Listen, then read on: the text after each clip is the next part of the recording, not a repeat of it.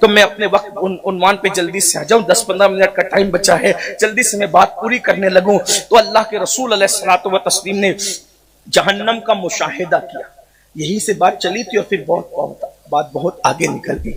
جہنم کا مشاہدہ کیا۔ کچھ لوگ غلطی سے کہہ دیتے ہیں جہنم کی سیر کی، وہ جہنم سیر کرنے کے قابل نہیں ہے، سیر جنت کی ہوتی ہے، مشاہدہ جہنم کا ہوتا ہے، اور مشاہدہ پھر مشاہدہ ہوتا ہے۔ حضور نے مشاہدہ کیا، اب حضور نے جو مشاہدہ کیا وہ حضور خود بتاتے ہیں۔ آقا علیہ السلام اب بتا رہے کہ کون سے گناہ کا عذاب کیا ہے۔ اللہ کے رسول صلی اللہ علیہ وآلہ وسلم فرماتے ہیں ہم نے دیکھا کہ کچھ لوگ تھے جن کے کانوں میں اور آنکھوں میں سیسا پگھلا کر ڈالا جا رہا تھا۔ شیشہ نہیں، سیسا۔ شیشہ مطلب یہ جو کانچ ہوتی ہے اس کو شیشہ کہتے ہیں، اور سیسا جو ہے یہ جب دیواریں پہلے بنتی تھی دیواریں، تو پتھر کو پتھر سے جوڑنے کے لیے سیسا گرم کر کے ڈالا جاتا تھا، تو سیسا پلائی ہوئی دیوار، ہم کہتے ہیں نا محاورے کے اندر کہ ایسے متحد ہو جاؤ جیسے سیسا پلائی ہوئی دیوار، تو یہ جس دیوار میں سیسا ڈالا جاتا تھا اس دیوار کو سینکڑوں سال تک بھی کوئی توڑ پھوڑ نہیں پاتا تھا۔ سیسا پلائی ہوئی دیوار کا حال یہ ہے، وہ سیسا جو ہے نا جب بدن پہ لگتا ہے تو چمڑی لے کر کے نکلتا ہے، سیسے کا حال یہ ہے۔ اور وہ کب ہوتا ہے؟ جب وہ دنیا کی آگ پہ گرم کیا جاتا ہے تو چمڑی لے کر نکلتا ہے۔ میرے بھائی، اب اللہ کے سچے رسول، یہ جو میں نے اتنی لمبی تمہید بیان کی نا کہ حضور کو علم کتنا تھا، حضور کے علم کی شان کیا تھی، اسی لیے اللہ اکبر، سچے رسول صادق و مصدوق مصطفیٰ جان رحمت جن کی سچائی کی گواہی ان کے دشمن بھی دیتے نظر آتے ہیں۔ ابو جہل جیسے شخص نے بھی اپنے بیٹے اکرما سے کہا بیٹا محمد جو کہتے ہیں وہ سچ کہتے ہیں، تو اکرما نے کہا بابا جب وہ سچ کہتے تو مان کیوں نہیں لیتے؟ تو کہا بیٹا ساری سرداری تو ان کے خاندان میں ہے، سارا جو ہے وہ سقایا کا معاملہ ان کے پاس ہے، کعبے کی تولیت کا معاملہ ان کے پاس ہے، حاجیوں کی میزبانی کا معاملہ ان کے پاس ہے، سب تو انہی کے پاس ہے کہ اب ہم غلام بن جائیں۔ اس ظالم نے غلامی سے بچنے کے لیے جہنم کا ایندھن بننا اپنے آپ کو منظور کیا۔ خدا کی عزت کی قسم وہ جانتا نہیں تھا یہ بادشاہوں کی غلامی کی طرح ان کی غلامی نہیں ہے، ان کا جو غلام بن جاتا ہے وہ عام فرشتوں سے بھی افضل ہو جاتا ہے، ان کی غلامی عام فرشتوں سے بھی بلند کر دیتی ہے۔ یہ تو اپنا اپنا ہے حوصلہ، یہ تو اپنی اپنی اڑان ہے، کوئی تھک کے رہ گیا بام تک، کوئی کہکشاں سے گزر گیا۔ تو اللہ کے رسول صلی اللہ علیہ وآلہ وسلم فرما رہے ہیں کہ میں نے دیکھا کہ سیسا وہ بھی جہنم کی آگ پر سیسا پگھلا کر آنکھوں میں اور کانوں میں ڈالا جا رہا تھا۔ میں نے پوچھا جبریل یہ کون لوگ ہیں جن کے کانوں میں اور آنکھوں میں سیسا پگھلا کر کے ڈالا جا رہا ہے؟ تو جبریل امین نے عرض کی یا رسول اللہ صلی اللہ علیہ وآلہ وسلم یہ آپ کی امت کے وہ لوگ ہیں جو حرام دیکھتے تھے اور حرام سنتے تھے، جن چیزوں کو اللہ نے دیکھنے سے منع کیا تھا وہ دیکھتے تھے، جن چیزوں کو اللہ نے سننے سے منع کیا تھا وہ سنتے تھے۔ اب یہاں بیٹھے ہوئے میرے جتنے ہزاروں کی تعداد میں بھائی اور بہن موجود ہیں، میں ان سے پوچھنا چاہتا ہوں ذرا بتاؤ ہماری آنکھیں کیا دیکھتی ہیں، ہمارے کان کیا سنتے ہیں؟ ہے کسی میں ہمت وہ سیسا جو جہنم کی آگ پر پگھال کر کے کانوں میں ڈالا جائے گا؟ ہے شک؟ اللہ اکبر، کیا کوئی مومن رسول اللہ کی بات میں شک کر سکتا ہے؟ آقا کی بات میں شک کر سکتا ہے؟ صوفیہ تو یہاں تک کہتے ہیں کہ ہم اپنی ماں کا بیٹا ہونے پہ جتنا یقین رکھتے ہیں اس سے زیادہ ہم رسول اللہ کی بات پر یقین رکھتے ہیں۔ اللہ اکبر، مجھے بتاؤ میرے بھائیوں، یہ نازک سا وجود، یہ کمزور سے کان، یہ کمزور سی آنکھیں، اور سیسا پگھلا کر کے ڈالا جا رہا ہے کوئی بچانے والا؟ ہے کوئی امداد کرنے والا؟ ہے کوئی مدد کرنے والا؟ قرآن کہہ رہا ہے ما لہ من دافع، اللہ کے عذاب سے تمہیں کوئی نہیں بچا سکتا، اللہ کے عذاب سے دنیا کی کوئی طاقت تمہیں نہیں بچا سکتی۔ اب مجھے بتاؤ حرام نہیں دیکھ رہے ہیں ہم؟ حرام میں کیا کیا دیکھ رہے ہیں؟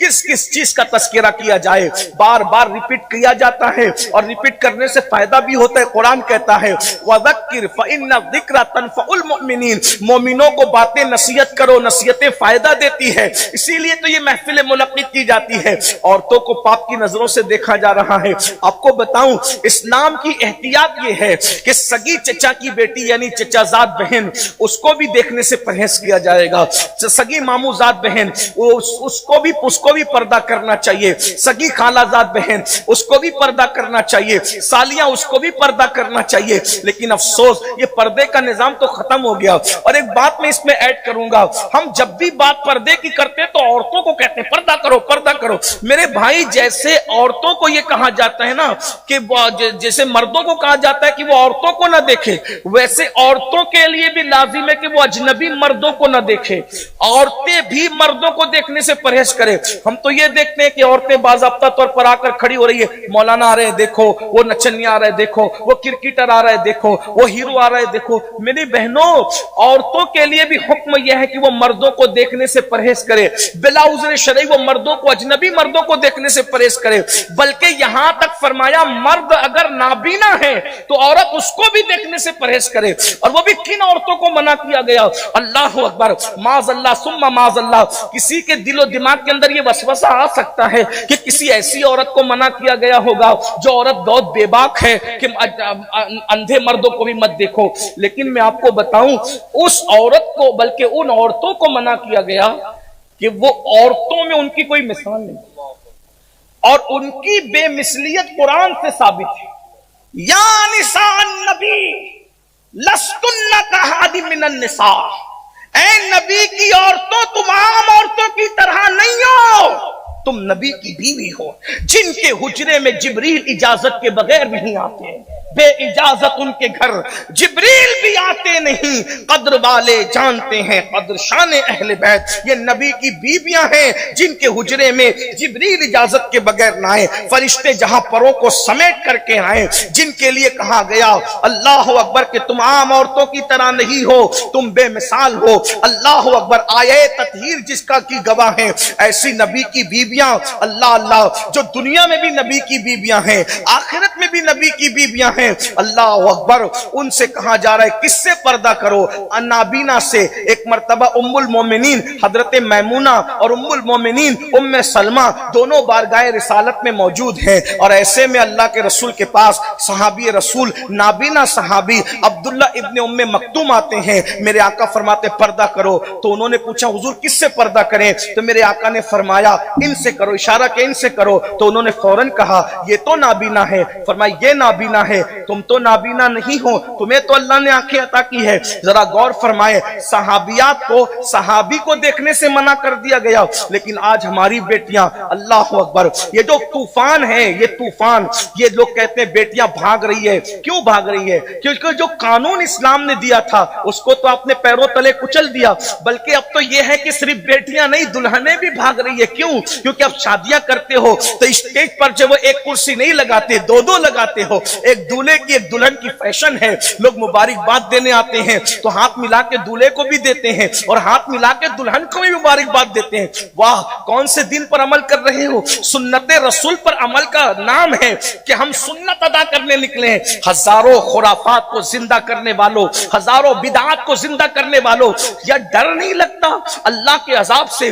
جب اللہ فرما رہا ہے ان بطش ربک لشدید، تیرے رب کی پکڑ بڑی سخت ہے۔ میرے بھائیوں، ہے کوئی برداشت کرنے کے لائق؟ ہے کسی کے جسم میں اتنی ہمت؟ اللہ کے سچے رسول صادق و مصدوق صلی اللہ علیہ وآلہ وسلم کے فرمان کا مفہوم ہے کہ جہنم کی آگ وہ آگ ہے کہ جس میں پہاڑ بھی ڈالے جائے تو پگھل جائیں۔ ذرا غور تو کریں، اپنے آپ پہ رحم کر لو۔ جب پہاڑ جس کے اندر پگھل جائیں گے تو یہ چھوٹا سا چمڑے کا وجود، یہ چھوٹا سا گوشت کا وجود، یہ چھوٹا سا ہڈی چمڑے اور خون اور گوشت کا مجموعہ، اس کا کیا بنے گا؟ جو پہاڑ کو بھی جلا کر کے پگھال دے، ہمارے جسموں کا کیا حال ہوگا؟ میرے بھائیوں، گناہوں سے بچو۔ جب آپ غذاؤں سے بچ رہے ہو جسم کی حفاظت کے لیے تو گناہوں سے بھی بچ جاؤ اللہ کی عذاب سے حفاظت کے لیے۔ میرے آقا فرما رہے ہیں اللہ اکبر، یہ سیسا پگھلا کر اس لیے ڈالا جا رہا ہے کہ حرام دیکھتے تھے اور حرام سنتے۔ اچھا، حرام سننے کی جہاں تک بات ہے، شاید اس پر گفتگو ہم لوگ کم کرتے۔ حرام سننے سے کیا مراد؟ گانے سنتے یہ بھی حرام، کسی کی غیبت سنتے یہ بھی حرام۔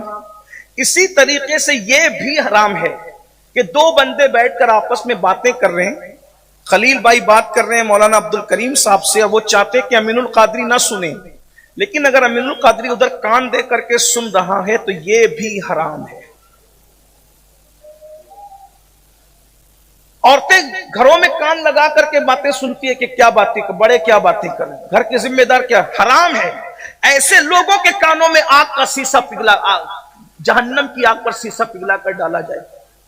شاید ہمیں پتا نہیں، میں سمجھتا ہوں اگر پتا ہوتا تو ہم ایسا نہ کرتے. اور ایک بات کہتا ہوں، کوئی بات اگر ہم سے چھپانا چاہ رہے تو ہم اس بات کو سن کر کے آخر ہمارا بننے گا کیا، کون سا فائدہ ہے؟ یہ گناہ بے لذت کر کے اپنے آپ کو برباد کیوں کرتے ہو؟ اور اگر مفتیان کرام سے آپ پوچھیں گے تو وہ آپ کو بتائیں گے، ہمارے منبر پہ بھی کچھ مفتیان کرام موجود ہیں، کہ جو فون کی گفتگو ہے نا، یہ بھی سرگوشی کی ایک شکل ہے. فون کی گفتگو بھی سرگوشی کی ایک شکل ہے. اگر آپ اس کی اجازت کے بغیر اس کی آواز ریکارڈ کر کے اس کو سناتے ہیں، وہ جس کو سنانا نہیں چاہتا تھا، تو اس کا مطلب آپ نے اس کی باتوں میں خیانت کی. تو آپ سیسا پگھلا کر کے اپنے کان کے لیے تیار رہیے. آج امت میں 80% جھگڑا بھائی بھائی میں، دیورانی جٹھانی میں، ماں باپ بیٹے میں، دوست دوست میں، یہ فون کی ریکارڈنگ، کال کی ریکارڈنگ کی وجہ سے. اگر آپ کو ریکارڈ کرنا ہے تو آپ پہلے پوچھئے کہ میں ریکارڈ کرنا چاہتا ہوں. آدمی محتاط ہو جائے گا. آپ سارا راز اگلوا لیتے ہیں، آخری میں کہتے ہیں میں ریکارڈ کر رہا ہوں، تو بندہ کرے گا کیا؟ آپ دیکھیے. اور ایک بات ہے، اگر میں کہہ دوں کہ مولانا صاحب کے خلاف، مولانا عبد الکریم نے مولانا کے خلاف بات کی، تو وہ بات کچھ نہ کچھ بن جاتی ہے کہ نہیں ایسا نہیں کہا تھا، ایسا کہا تھا، لہجہ ایسا نہیں تھا، ایسا نہیں تھا، اس کا مطلب یہ نہیں تھا، یہ تھا. لیکن جب کسی کو ریکارڈنگ سناتے ہیں تو آگ ہی لگ جاتی ہے، کیونکہ اب کوئی ثبوت کی ضرورت نہیں ہوتی، آدمی کو تعویل کی ضرورت نہیں ہوتی. تو اس لیے یہ فون کی ریکارڈنگ کر کے امت میں فتنہ پیدا نہ کرو، امت میں انتشار پیدا نہ کرو، ایک دوسرے کو لڑانے کی کوشش نہ کرو. آپ کو پتا ہے اللہ کے رسول امت کو لڑانے والوں سے کتنا ناراض ہے؟ تفسیر خزائن العرفان پارہ نمبر 15، علامہ سید نعیم الدین مراد آبادی اس کے حاشیے پہ لکھتے، کنز الایمان کے حاشیے پہ، کہ اللہ کے رسول فرماتے ہیں جو میری امت میں پھوٹ پیدا کرے، جدائی پیدا کرے، وہ انسان کا بچہ نہیں، وہ شیطان کی اولاد ہے، شیطان کی ذریت سے، وہ شیطان سے پیدا ہوا ہے. امت کو لڑانے والوں کا یہ حال ہے. آپ لڑانے، دوستوں میں لڑائی لگا دی فون کی ریکارڈنگ سے، بھائی بھائی میں لڑائی لگا دی، میاں بیوی میں لڑائی لگا دی. آخر ہم یہی سب کرنے کے لیے دنیا میں آئے تھے. آپ کو پتا ہے اللہ کے نزدیک سب سے بدترین گناہ ہے توڑنا، لوگوں کے درمیان اختلاف پیدا کرنا، لوگوں کے درمیان جدائی پیدا کرنا. میرے بھائی، ہمارے جو صوفیہ لوگ ہیں نا، اللہ والے لوگ سمجھتے ہیں کہ ٹوپی کا کلر آدمی کو صوفی بنا دیتا ہے، لوگ سمجھتے ہیں کہ کالے پیلے کپڑے آدمی کو صوفی بنا دیتا ہے، لوگ سمجھتے ہیں قبرستان میں بیٹھ کر کے حقو کرنا آدمی کو صوفی بنا. نہیں میرے بھائی، جب تک کہ آپ مغز اسلام پر اور سچے دین پر عمل نہیں کرتے اور آپ اللہ کی رضا کے لیے مخلوق سے پیار نہیں کرتے، تب تک آپ صوفی نہیں بنتے. صوفی کی سب سے بڑی پہچان یہ ہے، صوفی کبھی توڑنے کی بات ہی نہیں کرے گا، صوفی ہمیشہ جوڑنے کی بات کرے گا. جو امت کو، امت کے وہ لوگ، لیکن امت کے وہ لوگ جو امت اجابت میں ہیں، امت کے وہ لوگ جو خوش عقیدہ ہیں، امت کے وہ لوگ جو صحیح العقیدہ، میں ان کی بات کر رہا ہوں. اللہ اکبر. اندازہ فرمائے تو صوفی کبھی توڑنے کی نہیں، جوڑنے کی بات کرے گا. بلکہ صوفیہ کے یہاں احتیاط یہاں تک ہے، احتیاط یہاں تک ہے مخلوق خدا کے لیے، کہ حضرت بابا فرید ملت و دین، بابا فرید الدین گنج شکر کے پاس ایک مرید آیا. اب مرید آ کے کہتا ہے کہ حضور میں لوہار ہوں اور میں نے سوچا کہ پیر کو کوئی تحفہ دینا چاہیے، تو میں ایک قینچی بنا کے لایا. بابا صاحب نے فرمایا تو لوہار ہے تو صرف قینچی بنانا جانتا ہے، تجھے سوئی بنانا نہیں آتی؟ حضور وہ بھی جانتا ہوں. کہ بابا ہم صوفی لوگ ہیں، ہمارے پاس قینچی نہ لایا کرو، ہمارے پاس سوئی لایا کرو. سوئی، کیونکہ قینچی ایک کو دو کر دیتی ہے اور سوئی دھاگا دو کو ایک کر دیتی ہے. ہم دو کرنے والے لوگ نہیں، دو کرنے نہیں، ہم تو ایک کرنے ہیں. یہ صوفیہ کا نظریہ. اور آج ہم غریب نواز کے ماننے والے، غوث پاک کے ماننے والے اور بزرگوں کے ماننے والے، ہم میاں بیوی میں پھوٹ ڈالیں، لڑائی لگائیں، اختلاف پیدا کریں، بھائی بھائی میں جھگڑا پیدا کریں، باپ کو بیٹے سے لڑا دے، بیٹے کو باپ سے. یہ نہیں ہونا چاہیے. ادھر کی بات ادھر کرنے والے کو چگل خور کہتے ہیں. اور اللہ کے رسول صلی اللہ علیہ وآلہ وسلم فرماتے ہیں چگل خور پر جنت کی خوشبو بھی حرام. چگل خور پر جنت کی. اب ان گناہوں کو تو کوئی گناہ سمجھ ہی نہیں رہا ہے، ان گناہوں کو کوئی گناہ سمجھتا ہی نہیں. لوگ اس کے اندر اتنے ڈوب چکے ہیں، جبکہ چگل خوروں پہ جنت کی خوشبو بھی حرام کر دی گئی. اور چگل خوری کیا ہے؟ اتنا سن کر کے کہہ دیا نا کہ آپ کے بارے میں اس نے یہ کہا تھا، یہ چگل خوری. آپ کتنا ہی بڑا بھائی خوبصورت لباس پہننے، کتنی اچھی داڑھی تراش خراش کرنے، حضور کہہ رہے ہیں تجھ پہ جنت کی خوشبو بھی حرام ہے بھائی جان، تجھ پہ جنت کی خوشبو بھی حرام ہے. ایک مجھے بہت پیاری بات یاد آئی کہ لوگ انسان ہو کر، علم والے ہو کر، عبادت گزار ہو کر فرائض واجبات کی پابندی کر کے چگلیاں کرتے ہیں، اس سے تو اچھا وہ بھیڑیا تھا جو بھیڑیا ہو کر چگل خوری سے بچتا ہے. امام غزالی رحمت اللہ علیہ سورہ یوسف کی تفسیر میں لکھتے ہیں کہ یوسف علیہ السلام کے بھائیوں نے، اچھا یہ جو پورا قصہ ہے نا سورہ یوسف کا، وہ بھی چگل خوری سے ہی شروع ہوتا ہے. آپ نے خواب دیکھا، خواب دیکھا، خواب دیکھنے کے بعد ابا کو بتا رہے تھے خواب، ابا نے کہا یہ کسی کو مت بتا، اور خاص طور پر تو اپنے بھائیوں کو مت بتا، اللہ اخوتی کا اپنے بھائیوں کو نہیں بتانا. کیا ہوگا؟ فَيَقِيدُ لَكَ قَيْدًا، مجھے یہ ہے کہ وہ کہیں تیرے ساتھ مکر نہ کرے. بھائی لوگ وہاں موجود ہی نہیں تھے جب یہ بات باپ بیٹے میں ہو رہی تھی. یہ فتنہ آیا کہاں سے؟ چگلی سے. جس وقت حضرت یوسف علیہ السلام یہ خواب بیان کر رہے تھے، ان کی سوتیلی ماں یا ان کی سوتیلی بھابھی، مفسرین نے دونوں کا ذکر کیا، دونوں میں سے کوئی ایک کان لگا کے سن رہی تھی اور وہ لوگ آئے تو بتا دیا تو انہوں نے کہا او یہ تو بچپنے سے اتنے بڑے بڑے خواب دیکھ رہا ہے. اور خواب کیا تھا؟ 11 کوكبا والشمس والقمر، میں نے دیکھا کہ 11 ستارے، سورج اور چاند مجھے سجدہ کر رہے ہیں. حضرت یوسف علیہ السلام کا یہ خواب تھا. ان کو ہو گیا حسد. دیکھو بھائی فتنہ کہاں لگا؟ چگلی سے.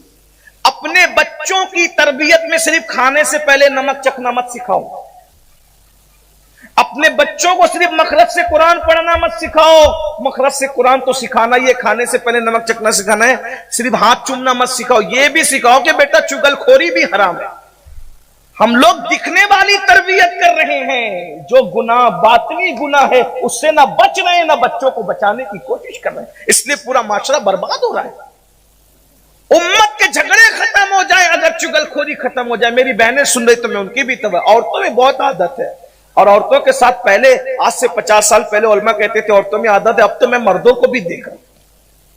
اب مردوں میں صرف جو وہ دنیا کے آوارہ لڑکوں کو نہیں دیکھ رہا ہوں، جن کو مذہبی ہونے کا بڑا غرہ ہے، کچھ لوگ اس میں مبتلا ہے. غور تو فرمائیں. اور چگل خوروں کی ہمارے یہاں اتنی اہمیت ہو گئی ہے. ہمارے بزرگوں نے کبھی چگل خوروں کو اہمیت. ایک شخص امام اعظم کے پاس آیا، کہا حضرت معتبر ذرائع سے پتا چلا ہے کہ فلاں نے یہ کہا. تو امام اعظم نے مسکرا کے کہا چگل خور معتبر کب سے ہو گئے اسلام میں؟ معتبر ذرائع سے پتا چلا ہے کہ چگل خور کب سے معتبر ہو؟ وہ تو فاسق و فاجر ہے، وہ تو جہنمی ہے، وہ کب سے معتبر ہو گیا؟ یہ ہے میرے بھائیوں. تو بہرحال حضرت امام غزالی نے سورہ یوسف کی پوری تفسیر لکھی ہے، موجود ہے، وہ اردو زبان میں بھی اس کا ترجمہ آ گیا ہے. تو آپ لکھتے ہیں کہ یوسف علیہ السلام کے بھائیوں نے مار پیٹ کر ان کو کنویں میں ڈال دیا، اور آپ کا کرتا لے کر کے آئے، روتے دھوتے آئے، اور آنے کے بعد ابا سے کہا کہ وہ اس کو بھیڑیا کھا گیا. اور ثبوت کے طور پہ بھائی لوگ بھیڑیا بھی لے کر پکڑ کے، بھیڑیا جا رہا تھا اس کو پکڑ کے لے کر آئے. نبی جو ہے جانوروں کی بولی جانتا ہے. نبی جانوروں کی، اللہ نے نبیوں کو کیوں؟ اس لیے کہ نبی جانوروں سے بات کرتا ہے، کر سکتا ہے. ارے میرے بھائی آپ کہیں گے کہ جب ہر نبی جانور کی بولی جان رہا ہے تو پھر ہمارے نبی کی بھی تو کوئی الگ خصوصیات ہونی چاہیے. میں نے کہا نبی جانوروں کی بولی جانتے ہیں لیکن اپنے نبی تو پتھروں کی بولی بھی جانتے ہیں. ہائے ہائے. آقا فرماتے ہیں میں اس پتھر کو ابھی بھی پہچانتا ہوں. حدیث پاک ہے، مشہور حدیث ہے، میں اس پتھر کو ابھی بھی پہچانتا ہوں جو اعلان نبوت سے پہلے مجھ پہ درود و سلام پڑھا کرتے. اب میں ایک جملہ یہاں ضرور اضافہ کروں گا. آپ لوگ کیا کہتے ہیں وہ تو 40 سال کے بعد نبی بنے، تو جب نبی 40 سال کے بعد بنے تو وہ پتھر کس پر درود پڑھ رہا؟ ذرا پوچھو تو مسئلہ کیا کہہ رہے نبی پہ درود پڑھا جا سکتا ہے؟ بتائیں نا. ہاں ہمارے اہل سنت میں یہی ہے کہ مستقل درود غیر نبی پہ نہیں پڑھا جاتا. ہاں اگر پڑھنا ہے تو اتصال ہونا چاہیے، نبی کے ساتھ پڑھا، یہ بات ہے۔ تو جب وہ نبی معاذ اللہ نہیں تھے تو وہ درود کس پہ پڑھا؟ اور ایک بات یہ، جب وہ نبی نہیں تھے معاذ اللہ اور ایک عام آدمی تھے، تو آخر عام آدمی کے منصب پہ فائز رہ کر ایک پتھر کی بولی کیسے سمجھ رہے تھے؟ ایک پتھر کی بولی کیسے؟ آپ کبھی دماغ لگائیے، ہر چیز میں دماغ لگاتے ہو، کمپیوٹر میں، موبائل، اس میں نہیں لگاتے۔ یہ حدیث کس پہ امام سیوطی نے لکھی، امام یوسف نبہانی نے لکھی، بڑے بڑے بزرگوں نے لکھی، حضرت شیخ عبد الوہاب متقی نے لکھی، بڑے بڑے بزرگوں نے، صاحب کنز العمال انہوں نے لکھی۔ کیا آقا فرماتے ہیں، اور میں تو کہتا ہوں درود کے باب میں، درود کے باب میں جو چھوٹی موٹی کتابیں لکھی ہیں نا، اس میں بھی یہ لکھا ہوا ہے کہ کیا اللہ کے رسول فرماتے ہیں کہ اعلان نبوت سے پہلے جو پتھر مجھ پہ درود اور سلام پڑھتا تھا، میں اس کو ابھی بھی پہچانتا ہوں۔ میں یہاں پہنچ کے یہ بھی کہتا ہوں، اگر نبی سے پہچان بنانا ہے تو نبی پہ درود پڑھنا شروع کرو۔ جب پتھر پہچان بنا لیتا ہے تو بشر کیوں پہچان نہیں بنا سکتا؟ نبی سے پہچان بنانا ہے تو درود و سلام بہترین ذریعہ ہے، اسی لیے آقا پہ درود و سلام کثرت سے پڑھا کرو۔ تو بات دور نکل گئی، تو حضرت یوسف علیہ السلام کے بارے میں کہا کہ اس کو بھیڑیا کھا، پکڑ کے لائے بھیڑیا۔ حضرت یعقوب علیہ السلام نے بھیڑیے کو دیکھا، بھیڑیے سے، اب یہ بچے جو آپ کے کھڑے ہیں شہزادے، وہ سمجھ نہیں پا رہے ہیں۔ حضرت یعقوب علیہ السلام کہتے ہیں، او بھیڑیے، تو نے میرے معصوم کو کھا لیا، میرے معصوم پہ تجھے رحم نہیں آیا؟ تو بھیڑیے نے کہا، حضرت آپ جانتے ہیں آپ نبی ہیں، اور آپ یہ بھی جانتے ہیں کہ یوسف بھی نبی ہے۔ اللہ نے جانوروں پہ حرام کیا ہے کہ وہ نبی کا گوشت کھائیں، نبی کا جسم کھائیں۔ جب آپ کا یوسف نبی ہے، صدیق ہے، تو میں اس کو کیسے کھا سکتا ہوں جبکہ وہ نبی ہے؟ نبی کو جانور نہیں کھا سکتا، نبی کو مٹی نہیں کھا سکتی، تو نبی کا تو جسم ہی وہ ہوتا ہے نا۔ اس کا مطلب جانور کو بھی پتا ہے عام بشر الگ ہے، نبی کی شان الگ ہے۔ جانور کو ہی پتا ہے، مٹی کو ہی پتا ہے، اس کو سب کو نہیں کھاتے، یہ اللہ کے محبوب لوگ ہیں۔ تو بہرحال بھیڑیے نے کہا کہ جانور پر تو حرام ہے۔ ایک بات یہ بھی یہاں سے کہہ دوں، امام غزالی نے کہاں تک انصاف کیا ہے، میں تو ان کے علموں پہ اعتماد کر رہا ہوں، لیکن اتنا مجھے خیال آیا جب پہلی مرتبہ پڑھا، تو میں کئی بار 50 جگہ اس کو بیان بھی کر چکا ہوں، لیکن جب میں نے پہلی مرتبہ پڑھا تو میں رک گیا کہ یا اللہ، بھیڑیا ہو کر اس کو حرام و حلال کا خیال، بھیڑیا کہہ رہا ہے کہ جانور پر حرام ہے کہ وہ نبی کا گوشت کھائے، میں نبی کو کیسے کھا سکتا؟ کیا بھیڑیے سے بھی مسلمان غیر گزرے ہو گئے؟ بھیڑیا کہہ رہا ہے کہ نبی کو کھانا حرام ہے، میں اس کو کیسے کھا سکتا ہوں؟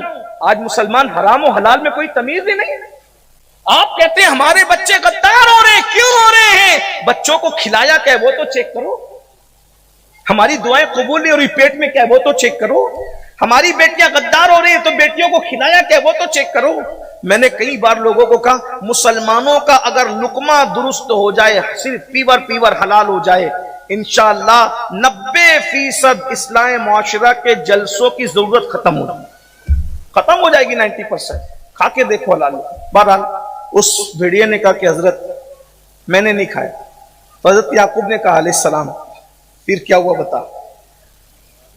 جب تو نے نہیں کھایا تو تجھے تو پتا ہوگا نا کیا ہوا؟ بھیڑیا کہتا ہے مجھے سب معلوم ہے کیا ہوا ہے، بتاؤں گا نہیں۔ دیکھ رہی، نبی کو کہہ رہا ہے نہیں بتاؤں گا، اور جو ہم سے پوچھتا ہم چگلی کے لیے بتاتے جاتے ہیں تاکہ اس کی نظر میں اچھے بن جائیں۔ مخلوق کی نظر میں اچھے بننے کے لیے خالق کی نظر میں برے بن رہے ہو، کیا سودا کر رہے ہو میرے بھائی؟ کون سا سودا کر رہے ہو؟ جٹھانی کی نظر میں اچھا بننے کے لیے دیورانی کے پاس وہ دیورانی چگلی کر رہی ہے، اللہ کی نظر میں بری ہو رہی ہے، جٹھانی کی نظر میں اچھی ہو رہی ہے۔ آپ کو بتاؤں، بھائی کی نظر میں اچھا بننے کے لیے جب وہ دوسرے بھائی کی چگلی کر رہا ہے اور اللہ کی نظر میں برا بن رہا ہے، تو تجھے جنت اللہ سے لینا ہے کہ بھائی سے لینا ہے؟ تجھے جنت اللہ سے لینا ہے کہ جٹھانی سے لینا ہے؟ تجھے جنت دوستوں سے لینا ہے کہ اللہ سے لینا ہے؟ میرے بھائیوں، مخلوق کی چاپلوسی کے چکر میں کبھی خالق کو ناراض نہیں کرنا، اور مخلوق تو پھر مخلوق ہے، موسم بدلنے میں ٹائم لگتا ہے، مخلوق کا ذہن بدلنے میں ٹائم نہیں لگتا۔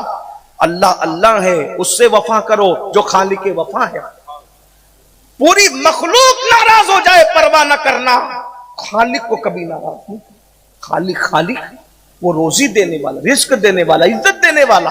حضرت یعقوب علیہ السلام بھیڑیے سے کہتے ہیں جب تو نے نہیں کھایا تو ہوا کیا وہ بتا؟ کہ حضور سب جانتا ہوں، سب میرے سامنے ہوا، بتاؤں گا نہیں۔ کہا کیوں؟ کہا اس لیے نہیں بتاؤں گا کہ اگر بتاؤں گا تو چگلی ہو جائے گی، میں بھیڑیا تو ہوں مگر چگل خور نہیں ہوں۔ اللہ اکبر، بھیڑیا چگلی سے بچا۔ امام غزالی لکھ رہے ہیں کہ اللہ کو اس کی یہی ادا پسند آ گئی، جیسے اصحاب کہف کا کتا جنت میں جائے گا ویسے یوسف علیہ السلام کا بھیڑیا بھی جنت میں داخل کر دیا جائے گا۔ بھائیو، بھیڑیا چگلی سے بچتا ہے تو جنت میں جاتا ہے، اگر انسان تو چگلی سے بچنے لگے تو اللہ تجھے کیا مقام عطا فرمائے گا۔ حدیث بہت طویل ہے، وقت کافی ہو گیا، اس لیے میں اپنی گفتگو یہیں پہ تمام کرتا ہوں۔ کسی موقع پہ ملاقات ہوگی، اللہ کرے کہیں ملاقات ہو تو جہنم کا مشاہدہ حضور نے کس شان سے کیا اس کو تفصیل سے پڑھا جا سکتا ہے۔ بس اتنی دعا ہے کہ اللہ سب سے پہلے مجھے آپ سب کو عمل کی توفیق عطا فرمائے۔ گفتگو کے درمیان کوئی غلطی ہو تو اللہ تعالیٰ معاف کر دے۔ استغفر اللہ ربی من کل ذنب واتوب الیہ۔